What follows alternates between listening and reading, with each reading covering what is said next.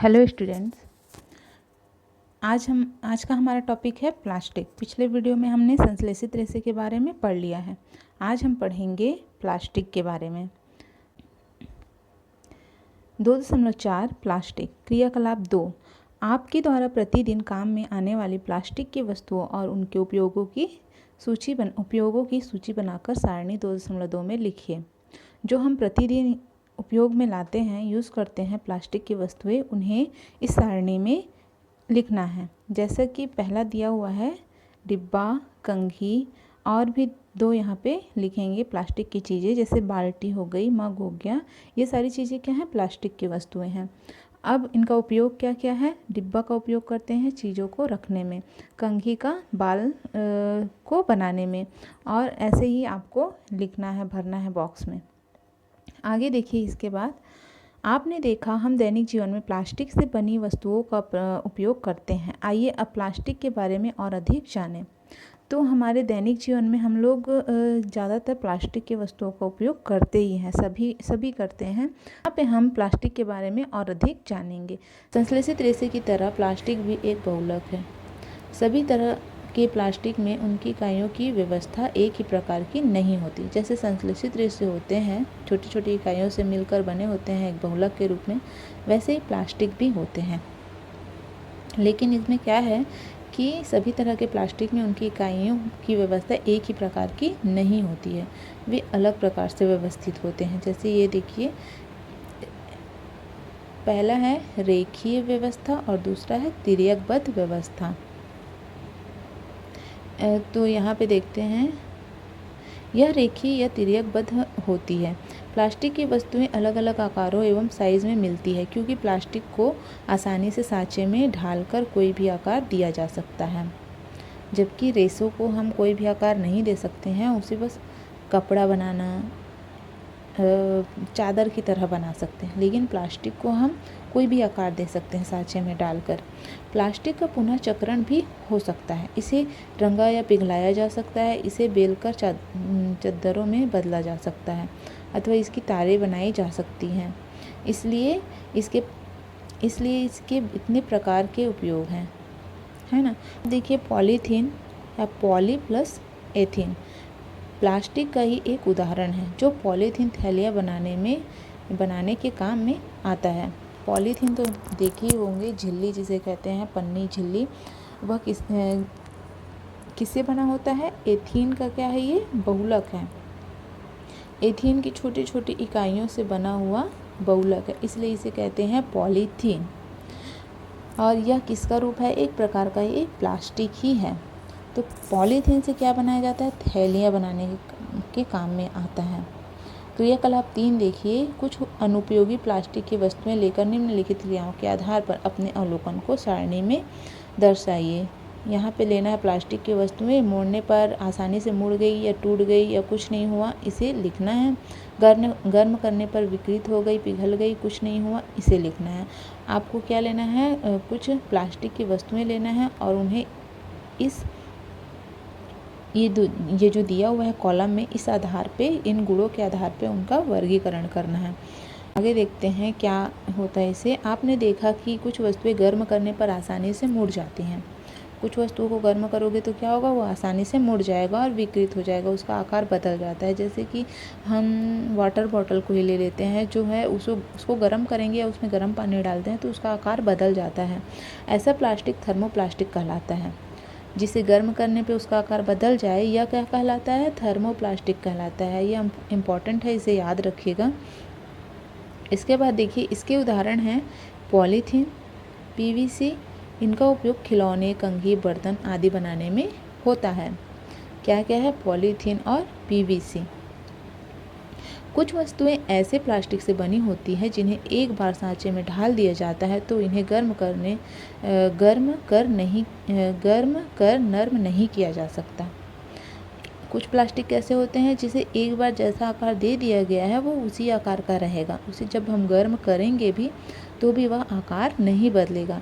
ये plastic thermosetting plastic कहलाते हैं। थर्मोसेटिंग देखिए, इसे क्या कहते हैं? Thermosetting plastic. उदाहरण के लिए है बेकेलाइट और मेलामाइन। अब बेकेलाइट क्या होता है, आप लोगों ने देखा होगा कुकर में उसके हत्थे के पास लगा रहता है ब्लैक कलर का, जिसे आप चूल्हे से भी जब उतारते हैं तो वह गर्म नहीं होता है, क्योंकि वह ऊष्मा का क्या होता है, कुचालक होता है। इसलिए उन्हें बेकेलाइट ऊष्मा और विद्युत का कुचालक होता है, इसलिए यह बिजली के स्विच, बर्तनों के हत्थे आदि बनाने में काम में आता है। जो ब्लैक कलर का लगा होता है कुकर में, वही है बेकेलाइट। मेलामाइन क्या होता है, एक बहुउपयोगी पदार्थ है। यह आग का प्रतिरोधक है। आग का प्रतिरोधक मतलब कि इसमें आग के पास ले जाने पर कोई प्रभाव नहीं पड़ता है तथा अन्य प्लास्टिक की अपेक्षा ऊष्मा को सहने की इसमें अधिक क्षमता होती है। इसका उपयोग फर्श के टाइलें, रसोई के बर्तन, अग्नि प्रतिरोधक कपड़े आदि बनाने के लिए किया जाता है। देखिए, ये इतना अच्छा प्रतिरोधक होता है आग का कि इसका प्रयोग क्या किया जाता है,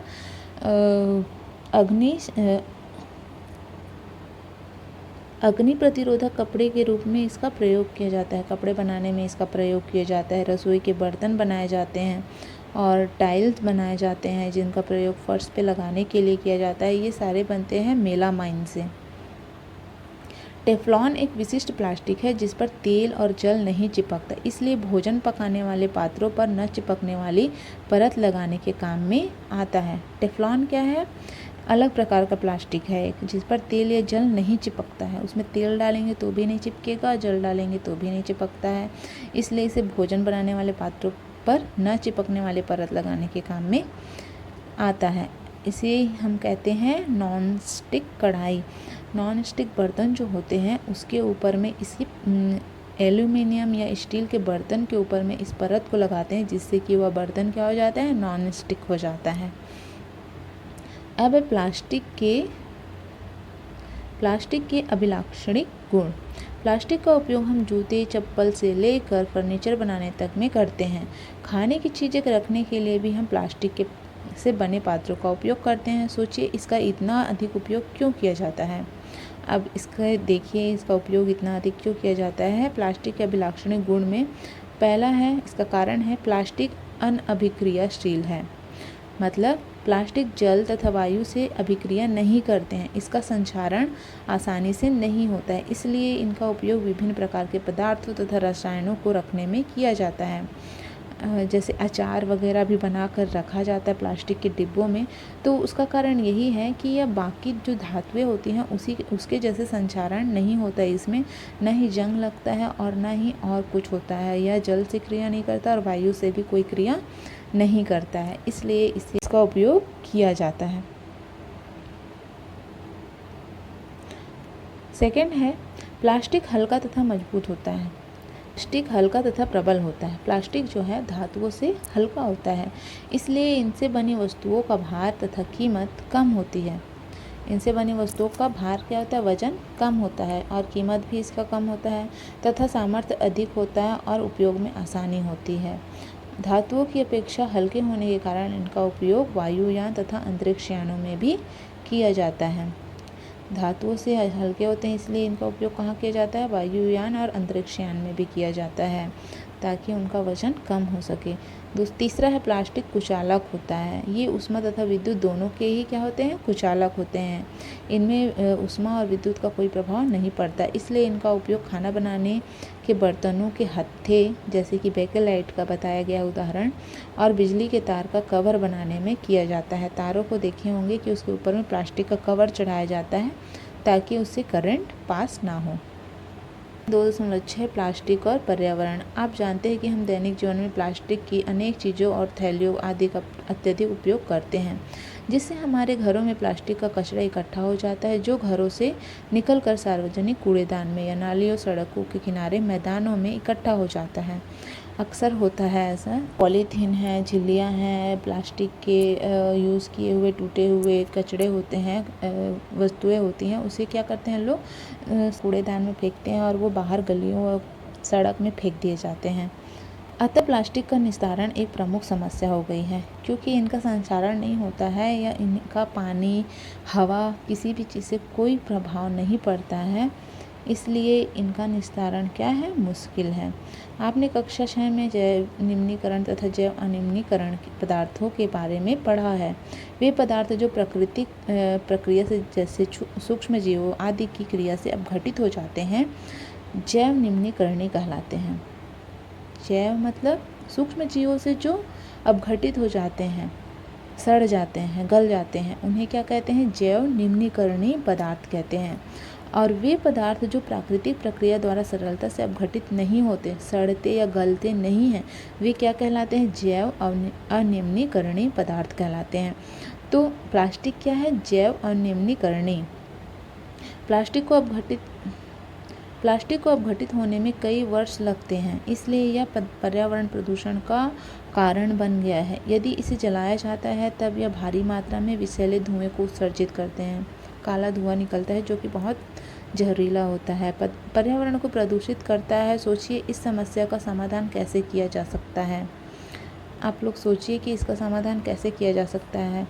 अब यहाँ पे देखिए, यहाँ पे दिखाया गया है कुछ शहरों तथा गाँव में क्या किया जा रहा है। प्लास्टिक के संधारण के लिए ग्राम पंचायत तथा नगर पालिकाएं कचरे को एकत्र करने के लिए 2 अलग अलग कूड़ेदान प्रदान करती हैं। प्रायः एक का रंग नीला तथा दूसरे का रंग हरा होता है। नीले कूड़ेदान में पुनः उपयोग किए जा सकने वाले पदार्थ डाले जाते हैं, जैसे प्लास्टिक, धातुएं तथा कांच। वे पदार्थ जो कूड़े के ढेर में अपघटित नहीं होते। जो नीला डिब्बा दिख रहा है, इसमें वे सारे कचरे डाले जाते हैं, अनुपयोगी पदार्थ डाले जाते हैं, जिनका फिर से पुनः चक्रण किया जा सकता है। और वे पदार्थ डाले जाते हैं जो अपघटित नहीं होते हैं, सड़ते नहीं हैं। वे पदार्थ जो कूड़े के ढेर में अपघटित नहीं होते, उन्हें जैव अनिम्नीकरणीय या नॉन बायोडिग्रेडेबल कहते हैं। हरे कूड़ेदान जो ये दिख रहा है, हरे कूड़ेदान में क्या करते हैं, रसोई घर तथा अन्य पादप अथवा जंतु अपशिष्टों को एकत्र करने के लिए होते हैं। इनमें उन पदार्थों को रखा जाता है जो जैव निम्नीकरणीय होते हैं, जिसे कहा जाता है बायोडिग्रेडेबल।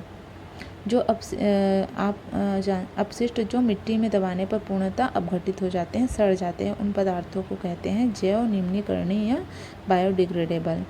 कुछ उपाय ये हो सकते हैं कि यथासंभव कपास या जूट की बनी थैलियों का उपयोग किया जाए। जैसे हम मार्केट जाते हैं तो क्या होता है, ज़्यादातर लोग खाली हाथ चले जाते हैं और कुछ सामान लेना रहता है तो वहीं से झिल्ली में लेकर आ जाते हैं, पर ऐसा नहीं करना चाहिए। मार्केट जाते समय हमें हमेशा एक थैला जूट का या फिर कपास का बना हुआ थैला लेकर जाना चाहिए, जिससे कम से कम प्लास्टिक के थैले का उपयोग हो और पर्यावरण प्रदूषण से भी बचा जा सके। अपशिष्ट को जैव निम्नीकरणीय तथा जैव अनिम्नीकरणीय में अलग कर निस्तारण करें। प्लास्टिक अपशिष्ट को पुनः चक्रित किया जा सकता है। जो प्लास्टिक अपशिष्ट है उसे हमें अलग रखना चाहिए कचरे को, और जो सड़ने गलने वाले कचरे हैं जैसे फलों के छिलके वगैरह हो गए, उसको अलग रखना चाहिए।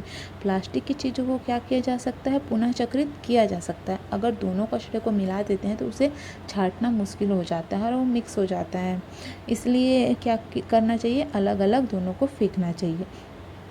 अब देखिए यहाँ पे बताया गया है 4 सिद्धांत, 4R सिद्धांत। ये क्या है, 4R सिद्धांत है, इसको याद रखना है आप लोगों को। याद रखिए, उपयोग कम करिए, रिड्यूस,